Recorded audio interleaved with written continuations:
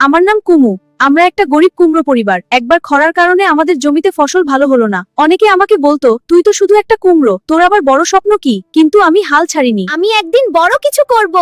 আমি আকাশের দিকে তাকিয়ে স্বপ্ন দেখি। অন্য সবজিরা মাঠে চুপ থাকে, কিন্তু আমি নই। তুমিও তোমার স্বপ্নের পিছনে ছোট। একসাথে বড় কিছু করব। প্রতিদিন সূর্যের আলোয় আমি আরো শক্তিশালী হয়ে উঠি।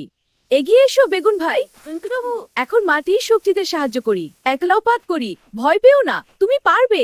হ্যালো বন্ধুরা, হ্যালো, তুমি এত ভালো। ধন্যবাদ। আমরা তোমাকে ভালোবাসি। গ্রামের বড় মেলা বসলো। সেখানকার কৃষকরা সেরা ফসল বেছে নেবে। আমি কুমু শেষ করব। চল সবাই একসাথে। হ্যাঁ কুমু, তুমি আমাদের অনুপ্রেরণা। মেলায় আমি প্রথম পুরস্কার পেলাম। কুমু শুধু বড় কুমড়ো নয়, সে বড় মনেরও। আরো গল্প পেতে আমাদের পেজে লাইক ও সাবস্ক্রাইব করো। নতুন গল্পের জন্য অপেক্ষা করো।